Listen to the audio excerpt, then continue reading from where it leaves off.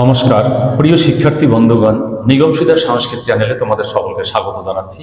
আজকে উপস্থিত হয়েছি উচ্চ মাধ্যমিক সংস্কৃত তৃতীয় সেমিস্টার সিলেবাস থেকে প্রত্যয় আলোচনা করব। তো তোমরা জানো যে আমরা তদ্ধিত প্রত্যয় আলোচনা করেছি। তো সেই তদ্ধিত প্রত্যয়ের পরে আরেকটি পার্ট আছে প্রত্যয়ের, সেটা হলো নাম ধাতু প্রত্যয়। তো আজকে সেই নাম ধাতু প্রত্যয় কি সম্পূর্ণরূপে আলোচনা করছি, তোমরা মনোযোগ দিয়ে শোনো। তো আমি বলবো নাম ধাতু এটা আবার কি জিনিস? নাম কোনোদিন আবার ধাতু হয়? হ্যাঁ হয়। সেটা কিভাবে? নাম অর্থাৎ ধাতু ছাড়া অন্য শব্দের পরে সংস্কৃত ব্যাকরণের নিয়ম অনুসারে বিহিত প্রত্যয় যোগ করে শব্দগুলিকে ধাতুরূপে গণ্য করা হয়, এগুলোকে বলা হয় নাম ধাতু। তো এই নাম ধাতু প্রত্যয়ে আমাদের তিনটি প্রত্যয় করতে হবে, সেটা হলো কাম্যচ, কেয়াচ, কেয়াম। তো শুরুতে আমরা আলোচনা করছি কাম্যচ প্রত্যয়। তো কাম্যচ প্রত্যয় কাকে বলে?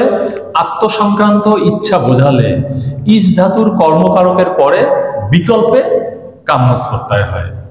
এটা কিন্তু মাথায় রাখতে হবে, কেবলমাত্র আত্মসংক্রান্ত ইচ্ছা বোঝালে। দেখো, আমি বিষয়টা তোমাদের উদাহরণ দিয়ে সুন্দর করে বুঝিয়ে দিচ্ছি। আত্মন পুত্রম ইচ্ছতি সমান সমান পুত্র কাম্যতি। আত্মন পুত্রম ইচ্ছতি মানে আমার একটি পুত্র লাভ হোক, অন্যের না আমার। এটাকে বলা হচ্ছে আত্মসংক্রান্ত ইচ্ছা, মানে নিজের ইচ্ছা, অন্যের নয়। তো উত্তরটা কি হলো? পুত্র কাম্যতি। এই পুত্র শব্দের সঙ্গে কি যুক্ত হলো? কাম্য, অর্থাৎ কাম্যচ প্রত্যয়ের কাম্য অবশিষ্ট থাকে, জয় হসন্তটা লোপ পেয়ে যায়, এটা মাথায় রাখবে। তাহলে পুত্র কাম্য, তার সঙ্গে দেখো তি যুক্ত হয়েছে। তিটা কি? এটা হলো ধাতুরূপের লটের প্রথম পুরুষ একবচন তি। তি তস অন্তি শীতস্থ মি বস মাস, এই প্রথম পুরুষ একবচনে তি বিভক্তি হয়। ওই তি বিভক্তি সেখানে যুক্ত হলো, যুক্ত হয়ে কি হলো?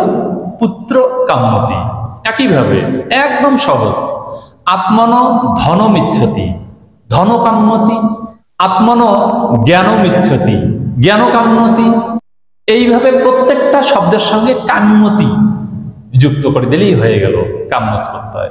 তারপর দেখো, আত্মন যশ ইচ্ছতি যশস কাম্যতি, আত্মন মুক্তিম ইচ্ছতি সমান সমান মুক্তি কাম্যতি, আত্মন কিম ইচ্ছতি কি হবে?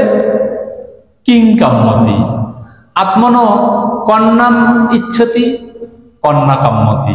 এইভাবে দেখো কত সহজে কাম্যচ প্রত্যয় হয়ে যাচ্ছে। তো তোমরা নিশ্চয় বুঝতে পেরেছো। এবার এই কাম্যচ প্রত্যয়ের পরে আমরা যাচ্ছি কেয়াচ প্রত্যয়। কয় জাফলা চয় হসন্ত, কেয়াচ প্রত্যয়। তো তোমরা জানবে যে এই কেয়াচ প্রত্যয়ও অনেকটা কাম্যচ প্রত্যয়ের মতো। এই কেয়াচ প্রত্যয়ের সংজ্ঞা কি? যে আত্মসংক্রান্ত ইচ্ছা বোঝালে ইস ধাতুর কর্মকারকের পরে বিকল্পে কেয়াচ প্রত্যয় হয়। এই কেয়াচ প্রত্যয়ের ক্ষেত্রে তোমাদের কিছু নিয়ম মাথায় রাখতে হবে। সেই নিয়মগুলি কি কি? অ, আ এবং ই, এই বর্ণগুলি যদি শব্দের অন্তে থাকে, মানে শেষে থাকে, তাহলে সেটা কি হয়? দীর্ঘই হয়। আবার শব্দের শেষে যদি হ্রস্বও থাকে, তাহলে সেটা কি হবে? দীর্ঘ হবে, অর্থাৎ দীর্ঘও হবে। আবার শব্দের অন্তে যদি রি থাকে, তাহলে সেটা রয় দীর্ঘই হবে। এই কয়েকটা নিয়ম মাথায় রাখতে হবে, তাহলে সহজে হয়ে যাবে।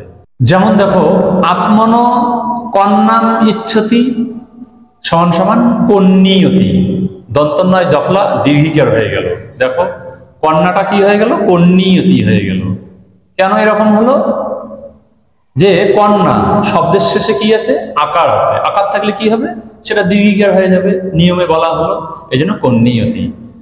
আত্মন জ্ঞানম ইচ্ছতি জ্ঞানীয়তি, আত্মন দধি ইচ্ছতি দধীয়তি, আত্মন পতিম ইচ্ছতি পতীয়তি। একই রকম ভাবে পিতরম ইচ্ছতি পিতৃয়তি, রাজানম ইচ্ছতি রাজীয়তি, কবিম ইচ্ছতি কবিয়তি, আত্মন সাধুম ইচ্ছতি সাধুয়তি।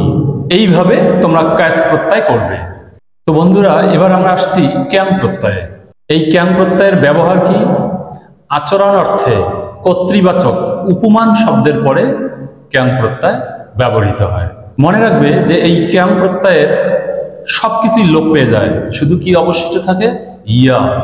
এছাড়া কাম্যস ও কেয়াস প্রত্যয়ের ক্ষেত্রে আমরা যেমন শেষে ধাতুরূপের লটের প্রথম পুরুষ একবচন তি যুক্ত করেছিলাম, এখানে কিন্তু আত্মনেপদী বিভক্তির প্রথম পুরুষ একবচন যোগ হবে, অর্থাৎ তে হবে।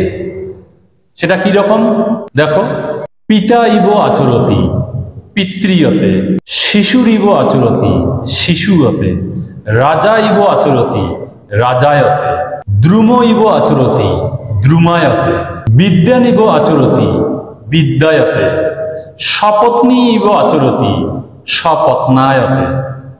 এইভাবে ক্যাং প্রত্যয় হচ্ছে। তো বন্ধুরা, আজকের নাম ধাতু প্রত্যয় আমরা আলোচনা করলাম একদম সম্পূর্ণ। কি কি? 3টি প্রত্যয় আলোচনা করলাম, যেটা সিলেবাসে আমাদের নির্দিষ্ট আছে, কাম্যস, কেয়াচ, ক্যাম। আজকে সম্পূর্ণ হলো। তো আজকের আলোচনা তোমাদের কেমন লাগলো আমাকে কমেন্ট করে জানাবে। তোমরা ভালো থাকো, সুস্থ থাকো। ধন্যবাদ।